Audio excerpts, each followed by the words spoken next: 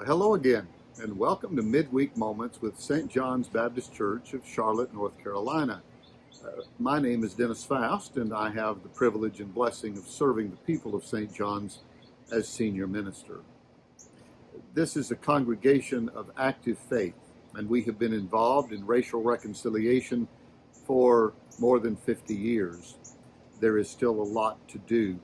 And we are spending some of our time, investing, I should say, some of our time and our energies and our prayers and our collaborations this summer, learning and to some extent probably structuring and strategizing ways that we can improve upon healing, reconciling, and redeeming some of the systemic racism that is part of our world today. We acknowledge that we have also been contributors to systemic racism, even as we've tried to be improving over the decades. We still have a long way to go and a lot to learn about ourselves and ways in which this challenge must be confronted by us and others. And so this summer, we're doing some reading together. And I'm challenging our congregation and you as well, if you've happened across this recording, that you would read 3 books this summer. One book is entitled Divided by Faith. It talks about how the evangelical church has contributed to racism. Now, some of you may not consider yourselves an evangelical, but this book will still help you understand how evangelicals think and how evangelicals have contributed to the causes and the structures of systemic racism. Another book that we're reading together this summer is The Color of Compromise. This book is important because it talks about how the American church has been complicit along the way in systemic racism. And it gives some good ideas for us to consider as we try to make a path forward. The third book that we're reading, and the book that we are continuing to discuss today on this particular Midweek Moments episode, is entitled The Sun Does Shine, How I Discovered Freedom on Death Row. Anthony Ray Hinton is the author of this book. It is his story. He spent 30 years on death row in Alabama. And again, this is part 2 of a conversation. You can find episode 1 on our website or on our YouTube channel. I have had a conversation with Leslie Bragg, who is a deacon in our church, a wife and a mother, an extremely nurturing and tender person who cares for everyone who crosses her path. She is a high school teacher, and she wants to help her students understand how they can be helpful to create a better world and in ways of confronting racism in our time. When I was a middle school boy, some of you know this part of my journey. When I was a middle school boy, my father pastored a church in Kansas City, Missouri. He actually integrated the church racially in the 1960s. The parsonage was located there close to the church building, and so we lived there as white flight took place in those summers. But my 7th grade, 8th grade, and 9th grade years were lived in that community as the African American or the black families moved in to those houses. The parsonage remained until the day came when we were just about the only white family left. We would play together. I was the only white boy, the only white middle schooler, at a lot of birthday parties. But I was welcomed into those homes. They were welcomed into our home. We played every sport that you can imagine together. But I have often wondered, after 9th grade, when we moved from there, I've often wondered whatever happened to Damian Johnson and Keith Joyner and some of those other boys that we were so close during those 3 years of life. I'm not sure if they've ever wondered what happened to me, but their imprints are on my life. And when I approach racial reconciliation, I still have those memories of those relationships. I hope you have similar memories as well. It is important that we care for one another. It is important that we learn about ways we too contribute to the problems of the world, and as followers of the way of Jesus, how we might be able to transcend our sin or our falling short, and how we can contribute to a better world. So now I give you part 2 of a conversation with Leslie Bragg. The sun does shine. So you mentioned Brian Stevenson and how significant he is in this story. There's another character that's significant in the story, and that's Ray's mother. A woman of great faith and strength and hope. She always believed that her baby was innocent, and I think he even at some point says, I own it. I am a mama's boy. Loved his mama. Was very, very impacted by her life and her view of the world. Yeah, and to the point then that even after he hears of her death and so forth, still the rest of his life in many ways is an homage to her character as well. Right, and living up to her expectation of him, and which was to forgive. Honestly, she modeled that. Yeah. And speaking of forgiveness, there's a phrase on page 238 where Ray writes these words. This is after Brian Stevenson has worked with all kinds of proceedings to get him released. And Ray writes, I love Alabama, but I don't love the state of Alabama. I chose to forgive. I chose to stay vigilant to any signs of anger or hate in my heart. They took 30 years of my life. If I couldn't forgive, if I couldn't feel joy, that would be like giving them the rest of my life. The rest of my life is mine. Alabama took 30 years. That was enough. More than enough. Again, we've talked about how his ability and determination to live without hate in his heart is such a message to everyone who reads that book. And it's something that it would be hard to imagine, particularly having lost 30 years of your life of freedom. He's an incredible model of Christ's love and life in the world. He is made in the model. And without apology today. And it's not a mean-spirited following of the way of Christ. It really is.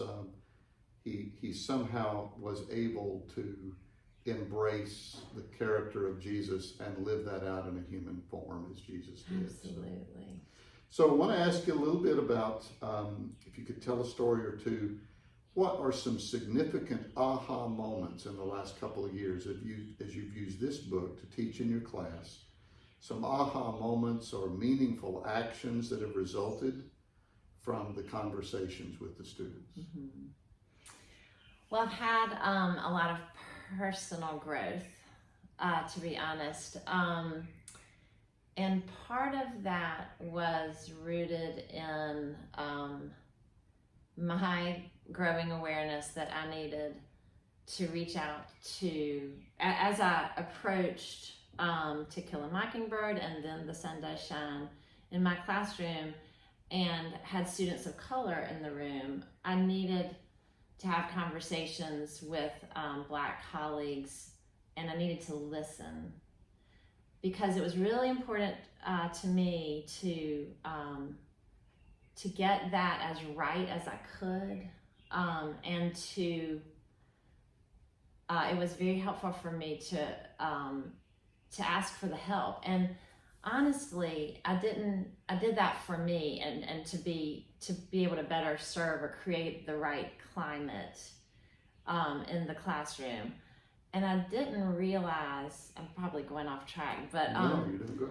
I didn't realize until later when my principal spoke with me privately, and she told me that the people that I'd reached out to had referenced the fact that it was very powerful for them, for me to come to them for help, and to acknowledge, I think, that I needed the help.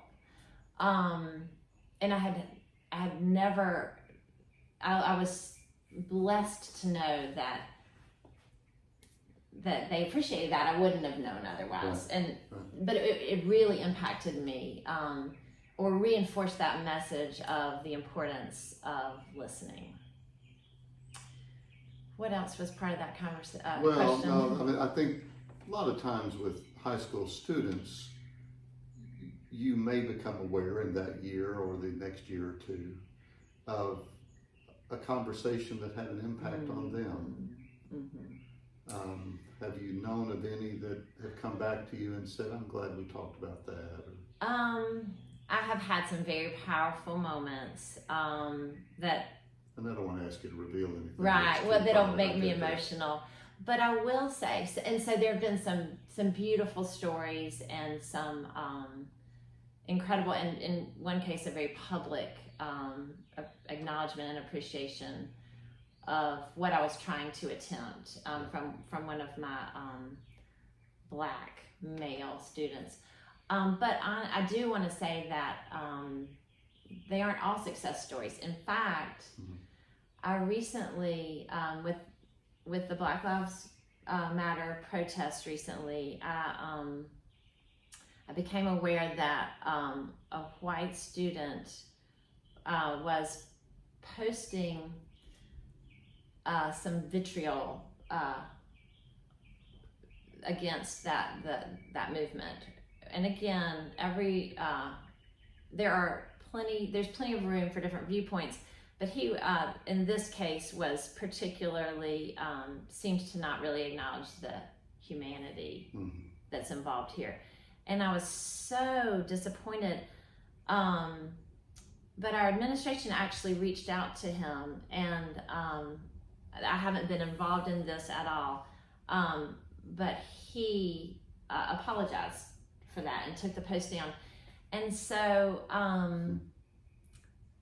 it's not necessarily a success story, except that I believe and hope and think that was a genuine acknowledgement that was the wrong way to express whatever, that he didn't want to hold on to that original knee-jerk reaction he had posted. Well, and when we use phrases like systemic racism, that's, first of all, a new phrase to many people. And many people would have said publicly they don't think that it exists. Other people have said they're not a racist. Some of my best friends are, of another color or nationality or whatever. But I do think there is a blindness there that we all need to pick up on. And it sounds as if, it's almost as if there's a new culture, a new systemic capacity to express and pursue understanding that's taking place in the school and in the community that will have influence.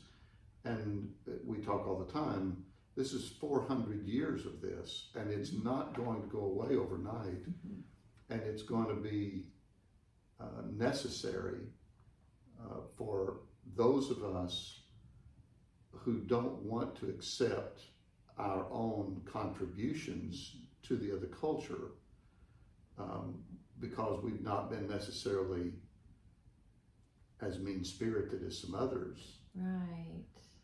It's important for us to still step forward and say we have much to learn, and to call each other out in a loving and compassionate way that says, I'm wanting to understand, but I need you to understand, or at least want you to be in a journey of understanding. Right. So. Phillips and I have had so many conversations about this, and it is a struggle.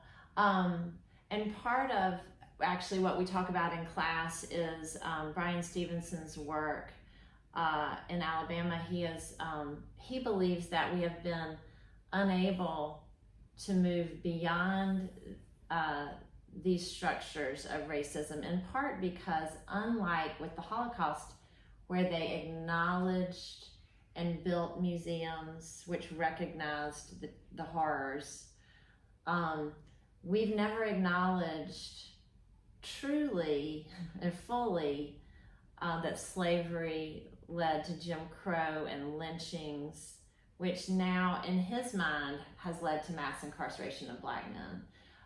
But he has built, and I haven't visited and would really like to, but he's built a lynching memorial in Montgomery where he practices law, and has taken soil samples from every lynching site in the country. That blood, the Yes. soil that absorbed that blood of that lynching of that body is the soil that is there.